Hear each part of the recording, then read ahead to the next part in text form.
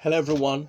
I'm going to read Edward Lear's most celebrated poem, The Owl and the Pussycat, because I did a video near his house just the other day.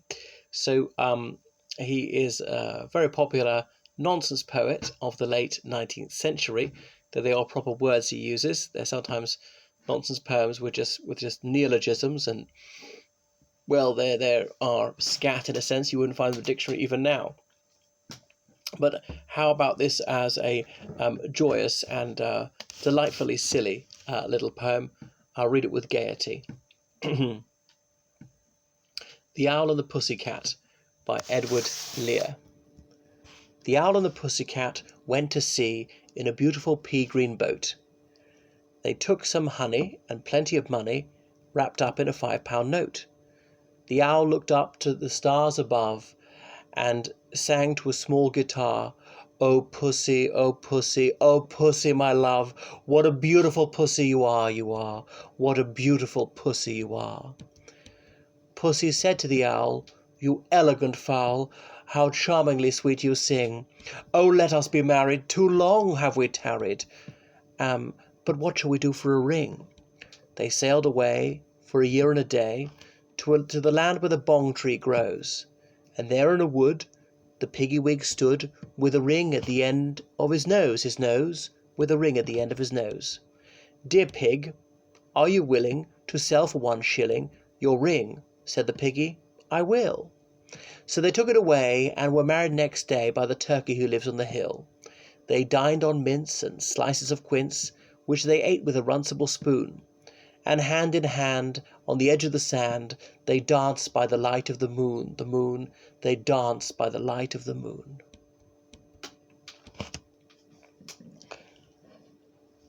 So that is a very pleasing, childish poem, and it's just so rhythmical. It's got enough repetition, and it's got I can't remember what they're called, clothed beasts or whatever, when they're a bit anthropomorphic, when you write about animals as though they're speaking and behaving like humans. So pussycat just meaning a cat. These are more innocent times when pussy didn't bear that gynecological signification that it does today. Right, the pea green boat. Well, things are green as peas. It should describe the actual shade sometimes of green as pea green. Okay, honey and money. All right, this rhyme. Is that a bit forced? I don't think so. It's not particularly imaginative, but two things you might want to take with you. Okay, why a £5 note? Well, a £5 note was not to be sneezed at back then. It makes it even sillier to wrap it up in that £5 note, wrap up money in a banknote. He sang to a small guitar, as in whilst he was playing it, a very Victorian way to say it. And I remember the celebrated Chris Tarrant in the 19th century was not 19th century.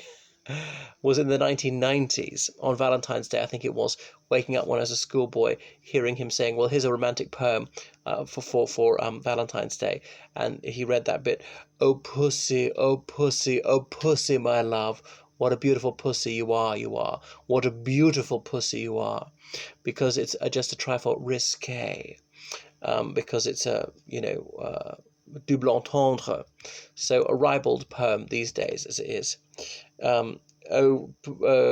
Pussy said to the Owl, "You elegant fowl." Fowl, of course, being a bird, not foul as in the sense of repugnant. "Oh, let us be married. Too long have we tarried." It's actually too long we have tarried, but I couldn't resist changing it. I thought it gave it an elegant spin. That to tarry is to delay. Nobody says tarry today except for yours truly. Okay, so they get the ring from the piggy-wig, the bong tree. Well, those who are 420 friendly will be keen on the bong tree. A bong is a pipe for smoking cannabis, a sort of water pipe, in case you didn't know. So the piggy-wig, don't hear them called piggy-wigs very much. A shilling is a unit of British currency. It was only phased out in 1971. Actually, in the 80s, I was still finding shilling coins. In the late 80s, they're worth 20 pence. Because they were 20... They're worth 5 pence, I think. There were 20 of them in a pound. Anyway, there were pounds, shillings, and pence. So the turkey with a capital T, he's the clergyman who performs the hand fasting, declares them to be man and man and feline, or whatever, fowl and feline, man and wife, dines on mince and pleases a piece of quince. I was in Romania, my God, it's about 10 years ago, when I finally found out what quince was. The only time in my life I ever heard the word quince was in this poem. Was really striving to find any word, probably the only word that rhymes with mince. So there it is. It's some sort of fruity thing. I didn't think you could slice it very easily. It seemed to be like little globes, orangey pink or something. Runcible. I can't for the life of me tell you what runcible means. They dance by the light of the moon. Okay, so it was a moonlit scene where hand in hand they're waltzing or dancing a minuet or whatever. There we are. Splendid. Unimprovable. Right, toodaloo.